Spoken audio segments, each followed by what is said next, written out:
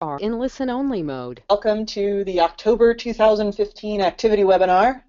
It's been a few months since we were able to have one of these, so we're very excited to be back again. Today we're talking with Allan Rossman and Beth from Cal Poly, San Luis Obispo. I hope I said that right. Talking about a cause activity webinar, talking about batting for power. Allan, if you want to take it away.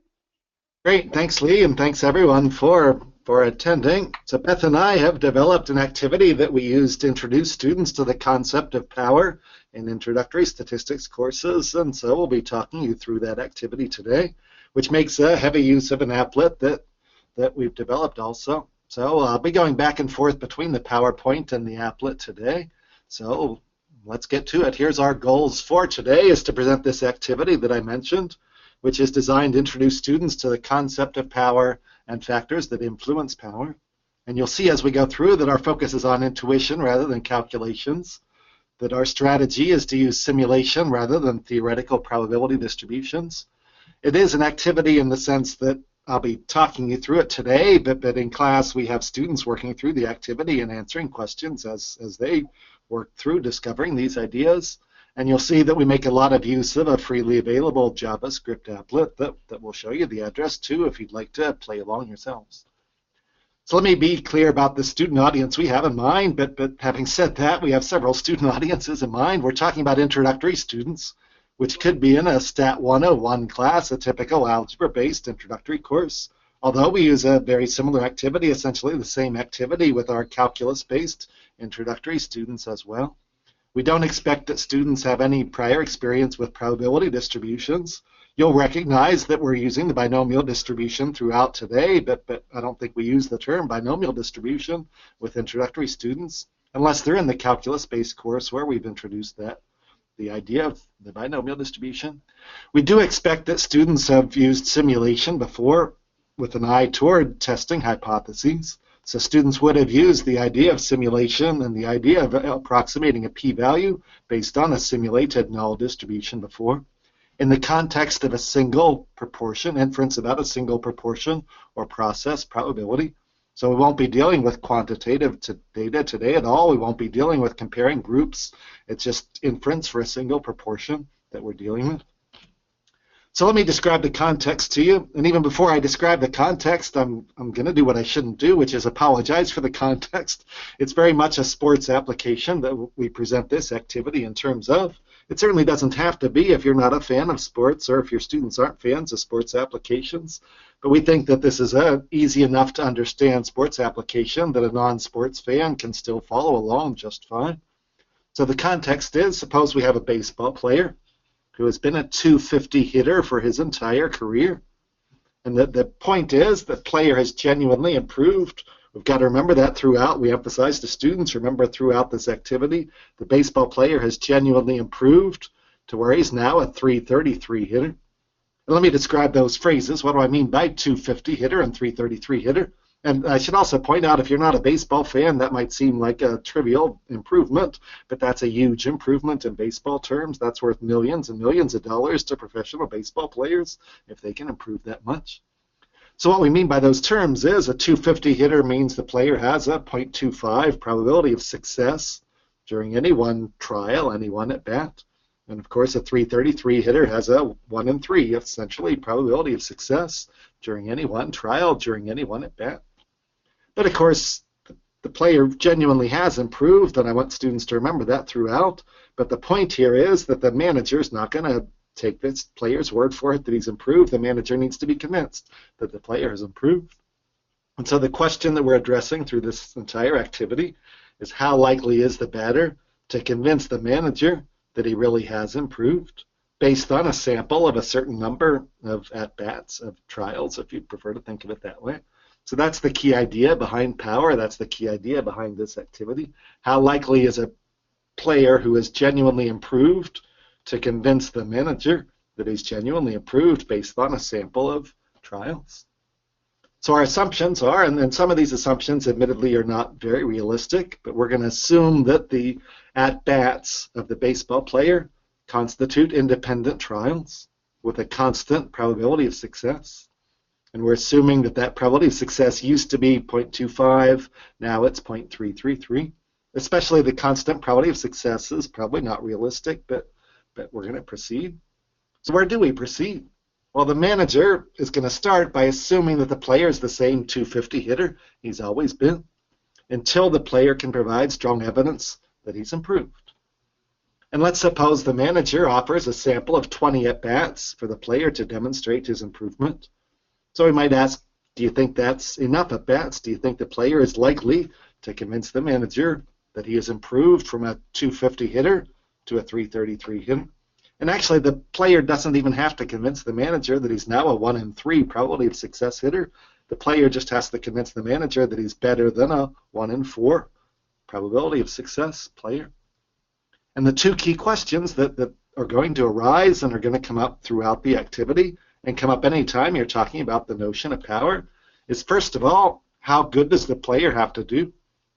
How many hits, how many successes does the player need to achieve in these 20 at-bats, in these 20 trials, in order to provide strong evidence to the manager that he has genuinely improved from his previous 1 in 4 probability of success? So that's the first question we're going to address in a moment here. And then the second question, after we've established that, the question is, well, how likely is a 333 hitter to achieve that many hits in 20 at-bats? And remember, I mentioned that students have already seen the idea of using simulation to test a hypothesis. So the first question here isn't brand new to them. The second question is the new part, although there is a new aspect to the first question also that I'll get to in a moment here. So how are we going to address these two questions? Well, you know from my introduction that our answer is we're going to use simulation to address those two questions. We're going to simulate many samples of 20 at-bats for a player who's a 1 in 4 probability of success player. And that will be how we decide how many hits out of 20 at-bats does the player need to be convincing that he's improved. And then we'll simulate again for a 333 probability of success hitter to see how often that hitter is going to get that many or more hits in the 20 at-bats. So I may also use the phrase null hypothesis or null model. That's what we're simulating at first. We're simulating the number of hits in 20 at-bats for a 1 in 4 probability of success person. 1 in 4 is the null hypothesis. That's the null model. And we're going to use this applet to do that simulation. So let me switch over to the applet. And actually what we're looking at right now is the main page for our applet collection, which has a couple of dozen applets there. The one we're going to be working with today is improved batting averages / power. And when we open that applet, you'll notice several features. First of all, there are some things we need to enter. We need to enter the hypothesized probability of success. So if you were students in class with me, I'd ask you to tell me what to type in there. I think I can hear you all saying type 0.250 there, because the starting hypothesis, the manager's default position, is he's the same 250 hitter he's always been. The alternative probability of success, the new improved probability of success, is 0.333. Sample size, of course, we have to tell the applet to simulate samples of 20 at-bats. I could just do this once. Maybe I will just do this once. But of course, that doesn't tell us very much. That time, the player got 6 hits out of 20 at-bats. That's assuming on the top, we're assuming he's still a 250 hitter. On the bottom, we're assuming he's a 333 hitter. It happens that we got 6 hits both of those times. But the point is, doing this once doesn't tell us very much. We need to simulate many samples of 20 at-bats. So let me do 900. Let me shoot for the moon. I'll do 9,999 more, which will get us to a total of 10,000. So you can imagine that there's 10,000 dots in each of those graphs. You can't see the dots. They're so close together, they look like lines. But I asked students to imagine there's 10,000 dots in that graph, each of those graphs. The top graph, as you can see from the label, is the number of successes in 20 at-bats under the hypothesized probability of 0.25. And let's just focus on the top graph for now. And it's non-trivial, of course, for students to understand what that graph is. I mentioned that when we get to this point in the course, students have already used simulation to approximate p-values and test hypotheses. But it's still non-trivial for students to wrap their minds around the fact that it's 10,000 repetitions of 20 at-bats per sample, all on the top graph under the assumption that he's still a 250 hitter the entire time. So you can see, and I point out to students or ask them to point out to me that the most commonly occurring number of hits is 5, which makes sense. 5 out of 20 is exactly 0.25.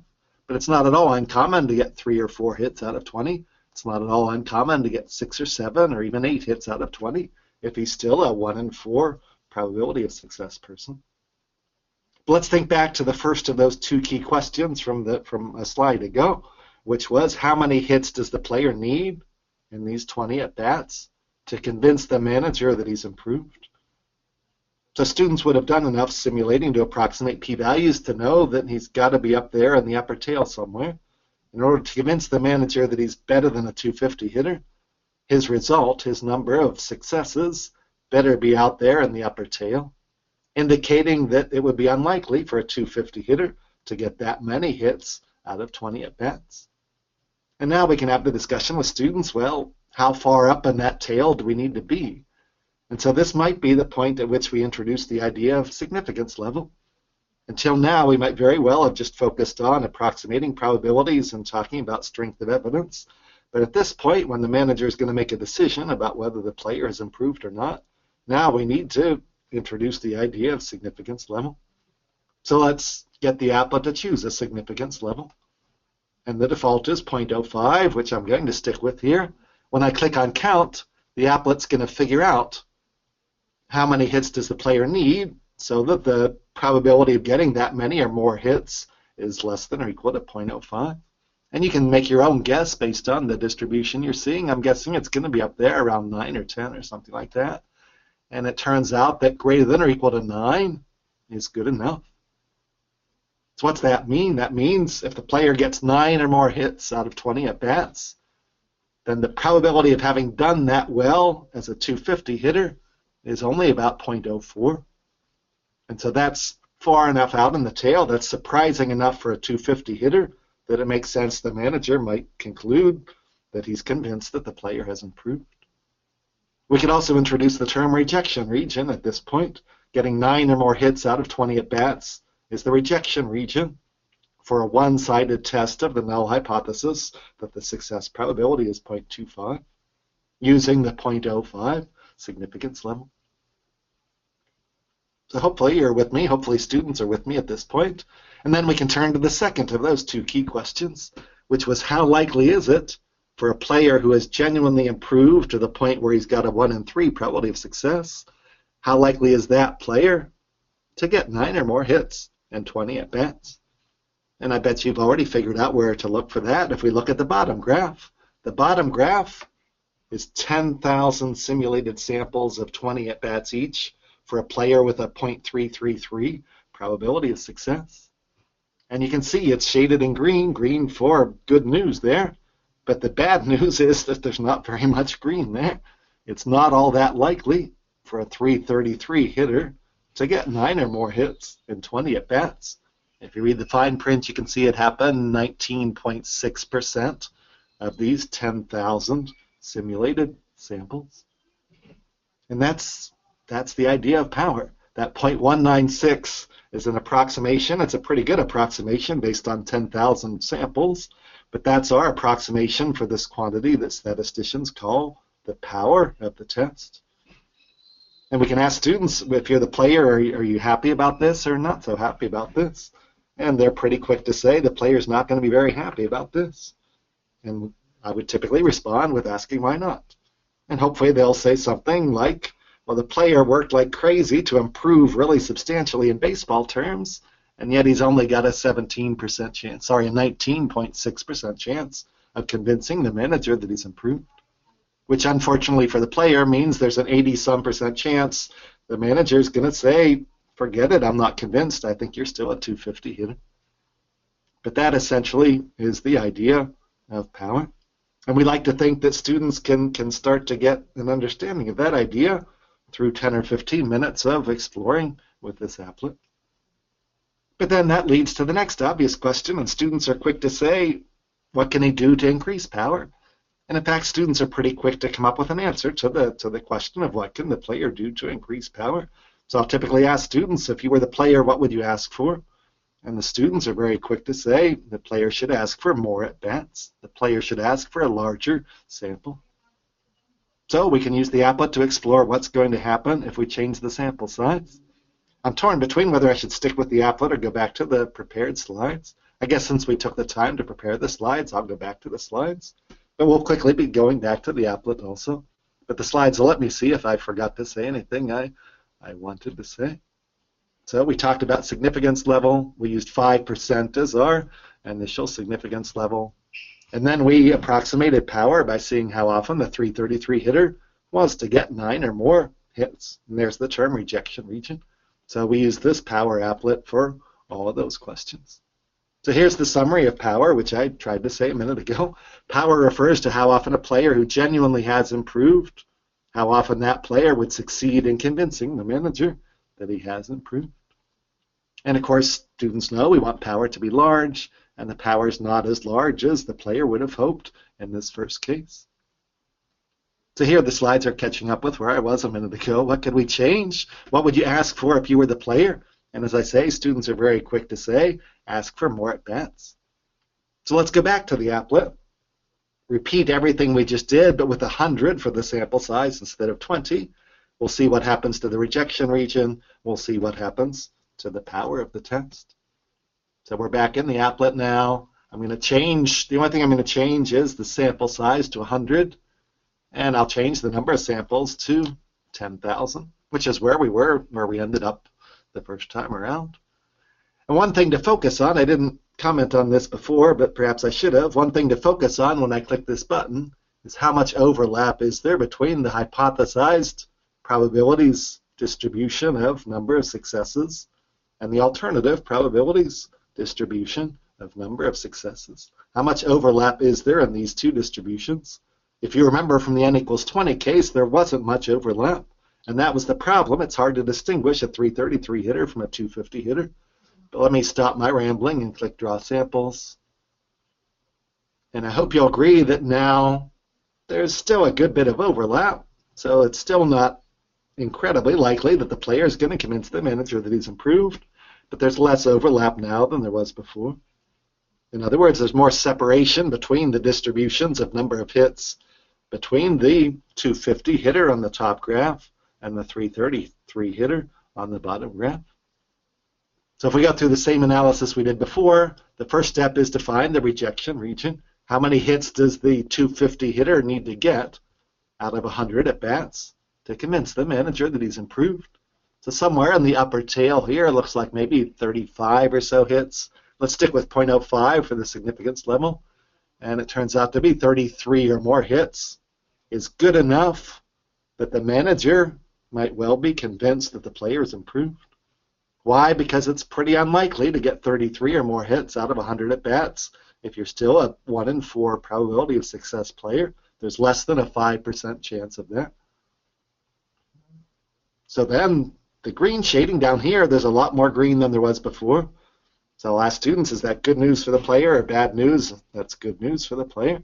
That means the player is now much more likely to convince the manager that he's improved than he was previously. And now it's even better than 50-50. It looks like approximately a 56% chance that the player will convince the manager that he's improved based on this sample of 100 at-bats. And then the next question to ask students, let me go back to the PowerPoint.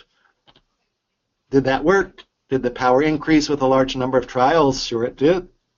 Explain why, because now there's a lot less overlap in those two distributions, meaning that it's easier to distinguish between a 250 hitter and a 333 hitter when you have a sample of 100 at-bats. And then the next natural question to ask is, what else could we change? In addition to changing the number of at-bats, or perhaps instead of changing the number of at-bats, what else could the player do or convince the manager to do in order to increase the player's chance of convincing the manager that he's improved? In other words, to increase the power of the test. And so the obvious one for students is to say increase the sample size. The next two that we're going to talk about are a little bit less obvious, but you can entice students to get on the right track here. by reminding them that the manager chose the cutoff level, what we call the significance level. So one thing the player might try to do is to convince the manager not to be quite so demanding in that choice of significance level. So if we change the significance level, presumably that could change the power of the test as well. So there was my hint to students. Think about the manager's decision criterion.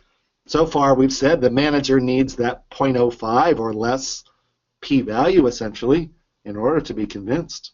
If the player can convince the manager to be a little more lenient on that criterion, that might work to the player's advantage.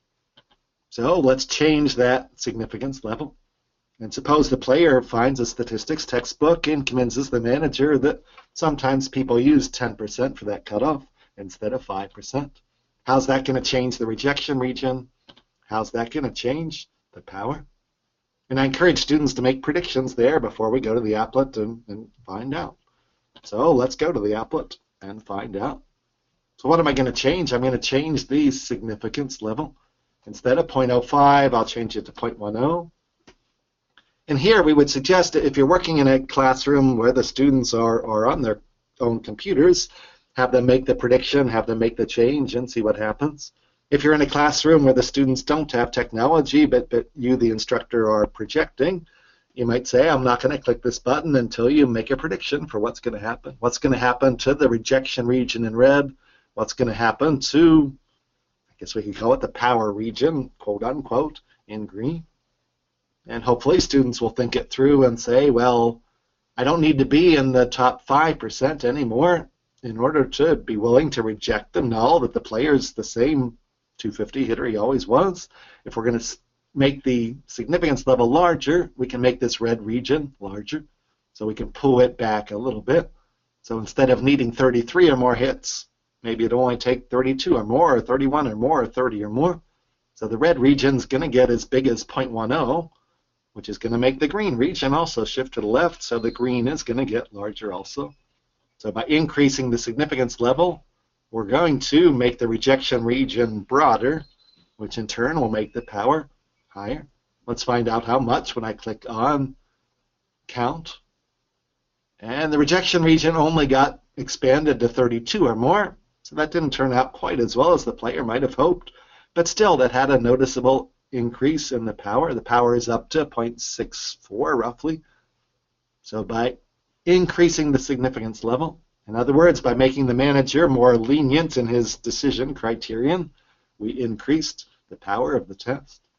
Another nice feature of the applet, by the way, is we can click on the line and change the significance level that way. By clicking on the red line, you can move it around and see how things change in terms of the red and green together that way. But I mentioned a minute ago, there's still one more thing that influences power, and this one is the hardest one to get students to realize. But the other thing that was going on in the applet was not just the null value for the probability of success, but the alternative value.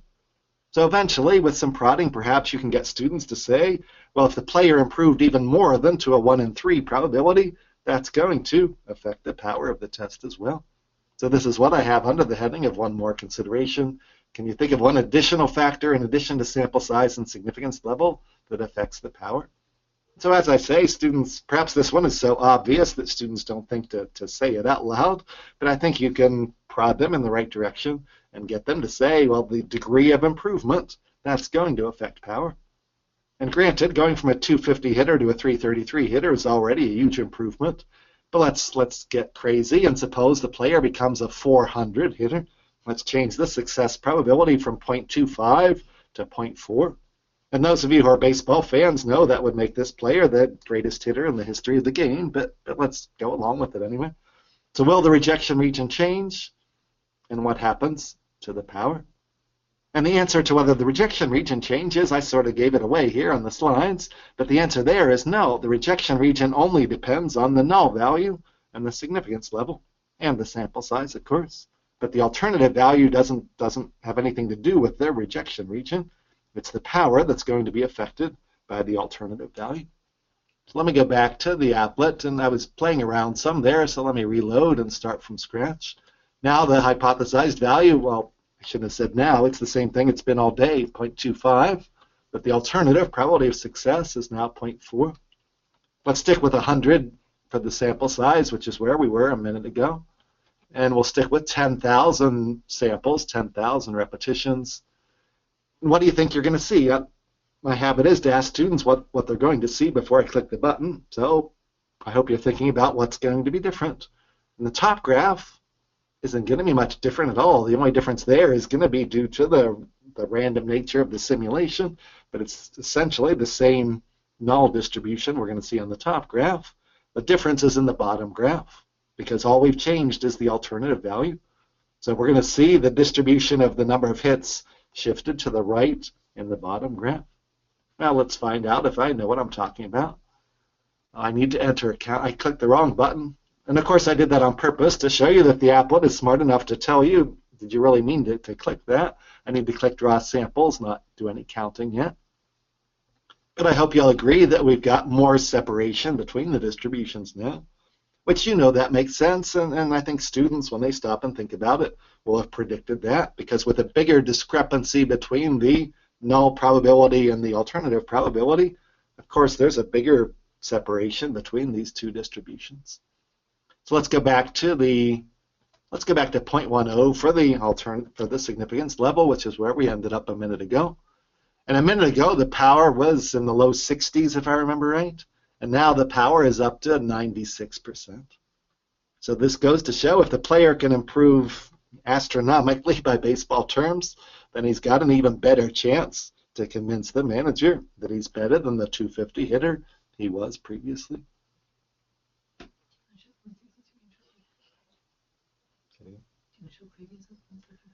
Yeah, let me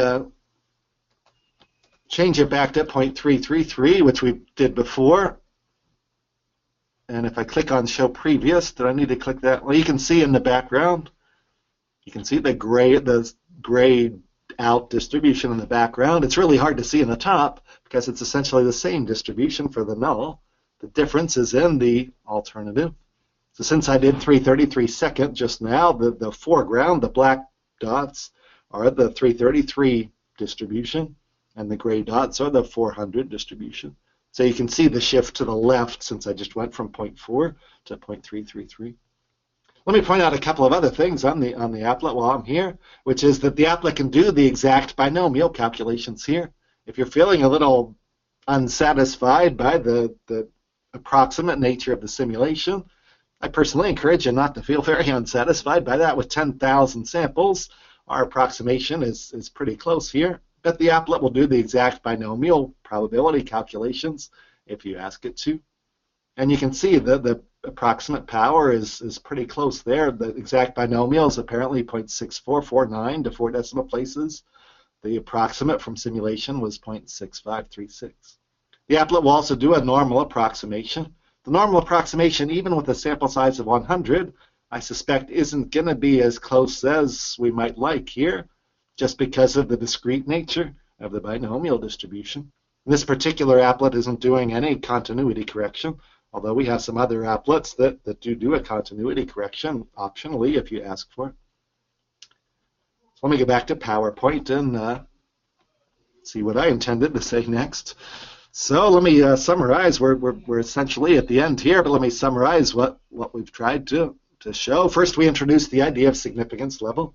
So this activity is where we first introduce students to the need to make a decision, as opposed to approximating a p-value and talking about strength of evidence against the null.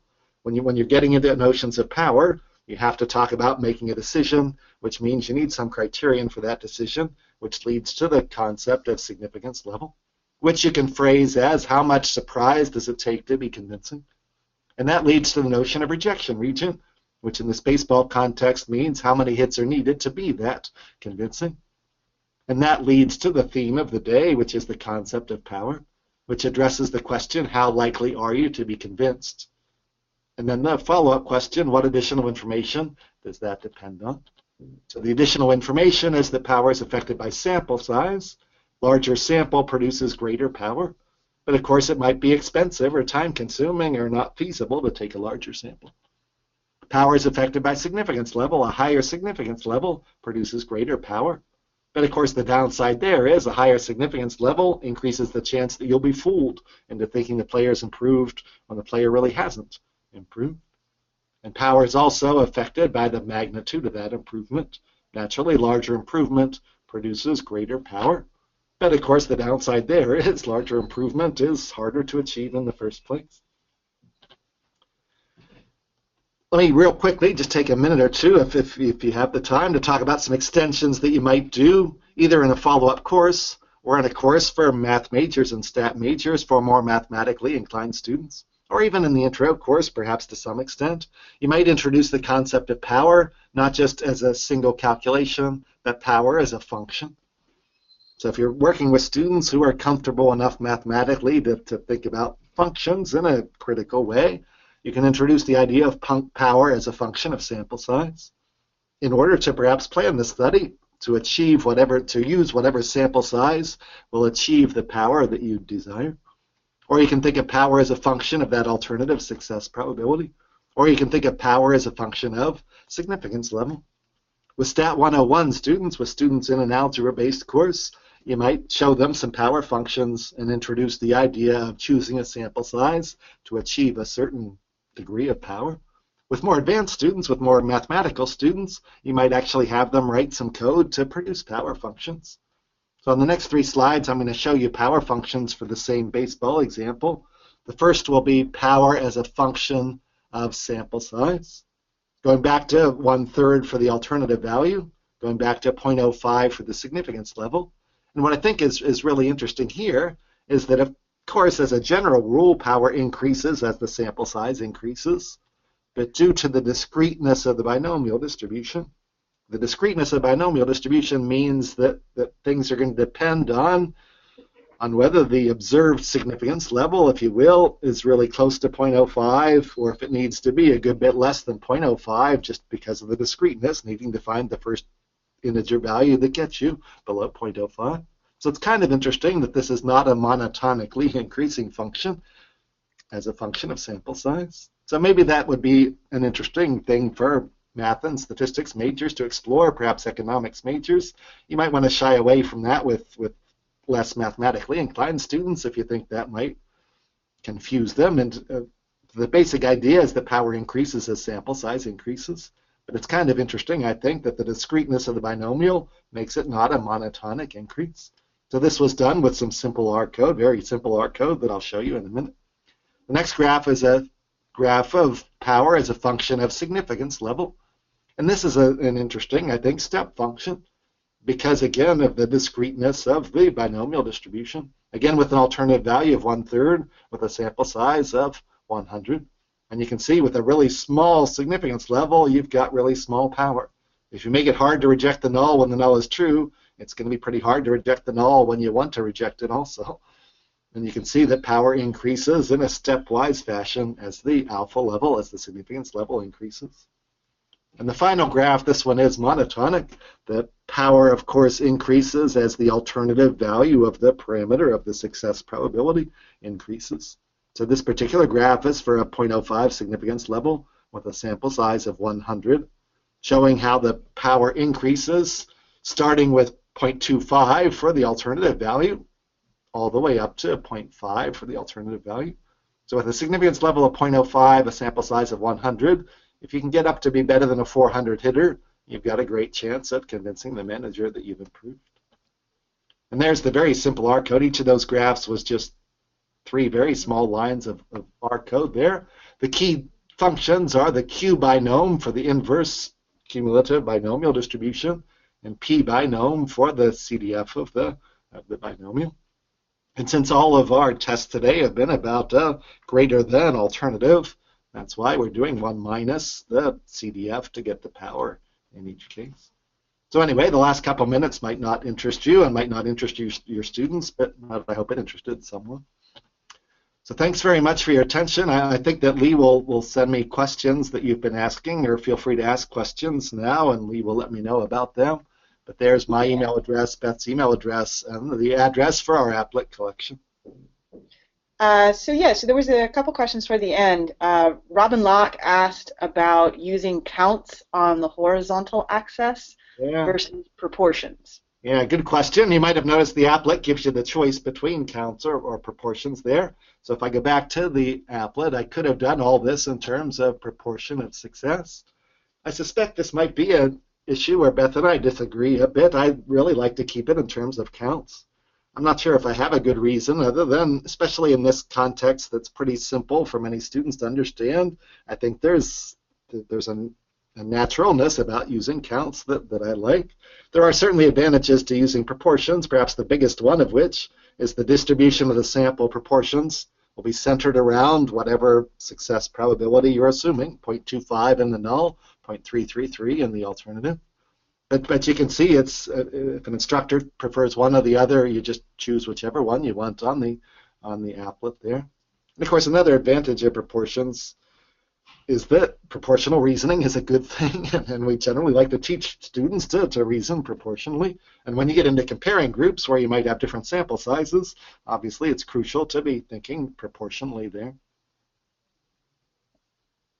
There was also a second question from Mark about how come usual OC curves plot the betas and not the powers on the y-axis?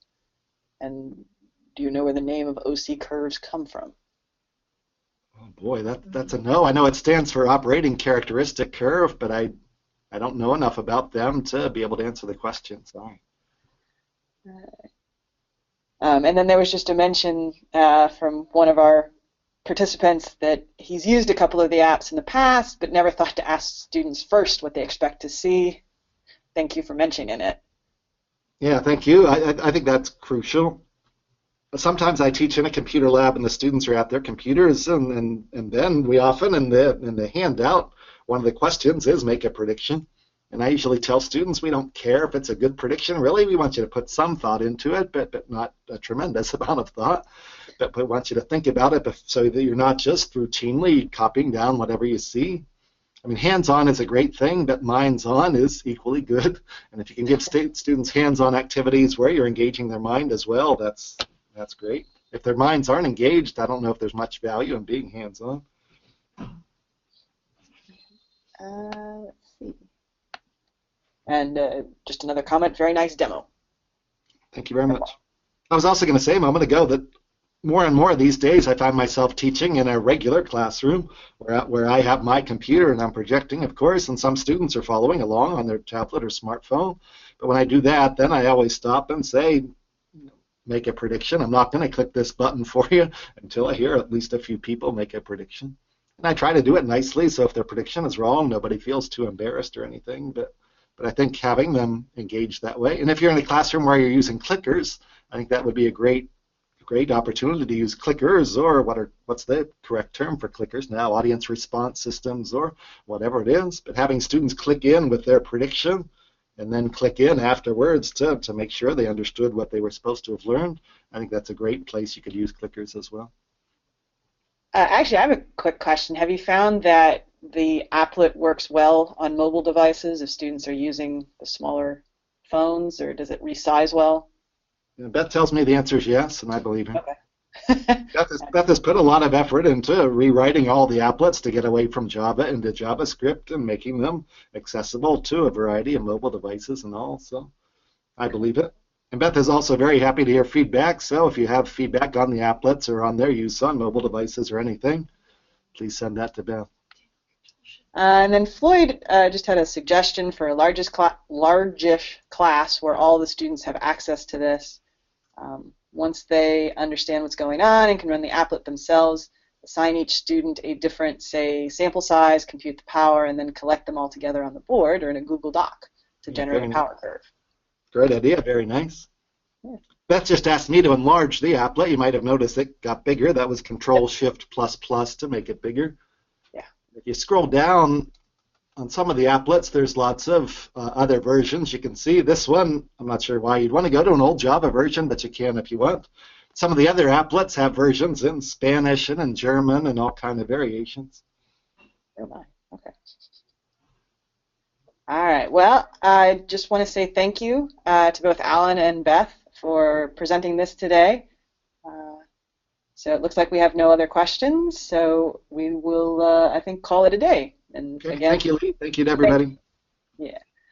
So everyone have a nice day. Hope your afternoon goes well. And we'll certainly send out an announcement if there is a activity webinar in the near future. Thank you.